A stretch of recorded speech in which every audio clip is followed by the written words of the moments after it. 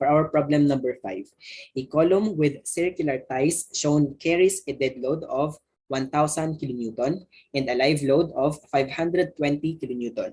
Use F prime C, which is equivalent to 28 MPa, and Fy 420 MPa.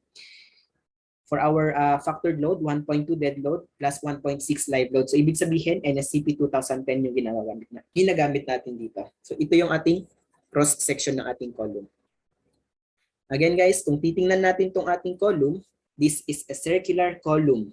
Pero para ma-determine natin kung that is a tied column or a spiral column, titingnan natin kung ano yung pagkaka-arrange ng ating shear reinforcement or yung stirrups na tinatawag or yung ties.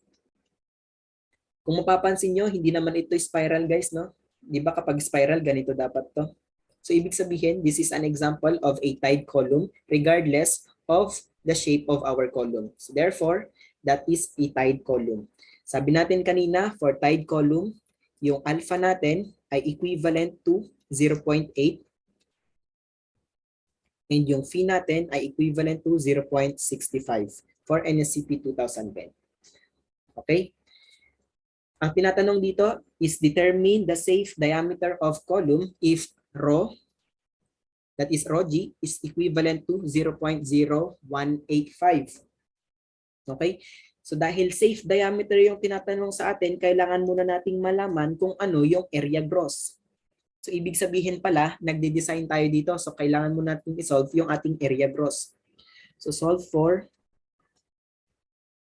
area gross or yung AG. Diba sabi natin kanina, yung AG ay equivalent to PU divided by phi multiplied by alpha. Kapag design purposes, 0.85 F prime C multiplied by 1 minus rho G plus, rho G ito guys, no? Plus Fy rho G.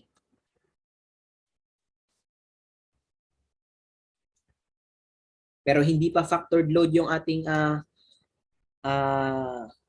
loads. So ikunin muna natin yung ating factored load. So that is equivalent to PU 1.2 dead load 1,000 kilonewton plus 1.6 live load, we have 520. So therefore, yung PU natin ay equivalent to, so this is equivalent to 2,032. Tama ba guys? 2,032 kilonewton. Hello? Tama ba? Hello guys? I need your interaction.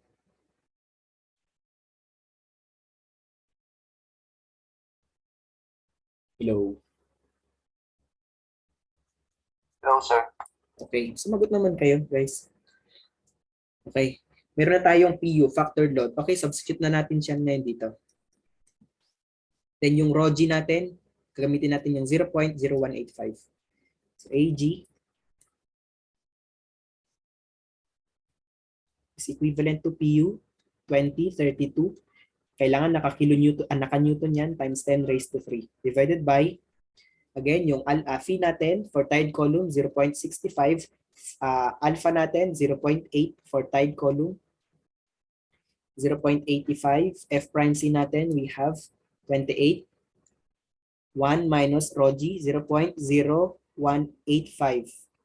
plus yung Fy natin we have 420 multiplied by 0.0185. Sinusundan ko lang yung formula na to guys ha. Okay, so yung AG natin ngayon ay equivalent now to, yung AG natin or yung gross area natin for column will be equivalent now to 125,529, thank you, 0.3918 mm squared. Okay? So dahil yan na yung ating gross, therefore, pwede na natin ngayong isolve yung ating diameter ng ating bar. ng ating column. So that is equivalent to yung column ang ino-consider natin. So that is AG, 125,529.3918 is equal to pi over 4. Di ba yung area ng ating column? Pi over 4 d squared. So yung diameter natin ngayon ay equivalent now to, so our diameter will be equal now to 399.7862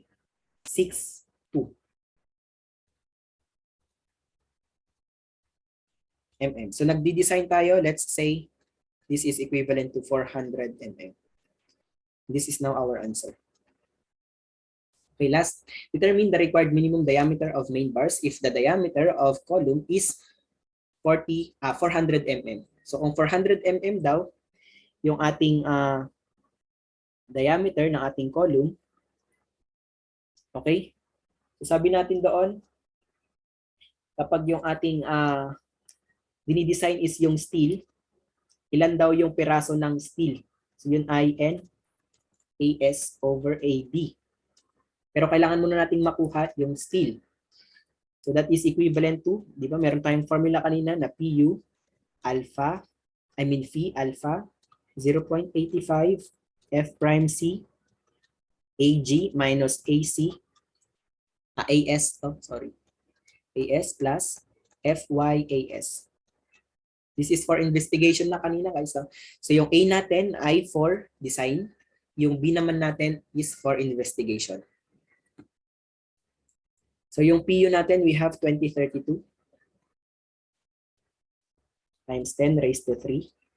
Alpha, phi natin ay equivalent to 0.65. Alpha natin, 0.8. 0.85. F prime C natin, we have 28. AG, pi over 4, given yung ating diameter, 400 squared minus AS plus FY natin, we have 420 multiplied by AS. Yun yung unknown. Therefore, yung AS natin will now be equal to, so AS natin will now be equal to 2314.2254 square millimeters. Okay, so pwede na nating masolve yung piraso ng bar. Minimum diameter required, determine the required minimum diameter. Sorry, hindi pala number of pieces. So yung hinahanap pala ay yung diameter ng ating bar. So para makuha yung ating diameter ng ating bar, that is pi over 4 d squared.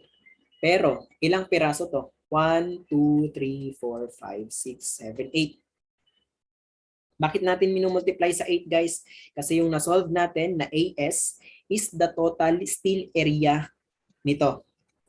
So para makuha natin ngayon yung AS, di ba? Kunin muna natin yung area ng isang bar, then i-multiply natin sa kung ilan sila lahat. And meron na tayo ngayong value nun, that is 2314. So i-multiply na lang natin to ng 8. And substitute yung 2314.2254. Therefore, yung diameter ng ating bar will now be equal to, so this is equivalent now to 2314.2254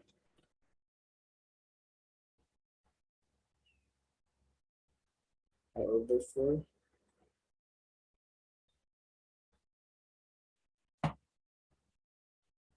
So this is equivalent to 19.19 mm.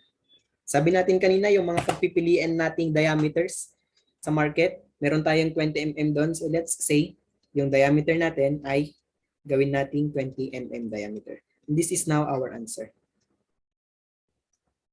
Okay, so ito ngayon yung ating columns.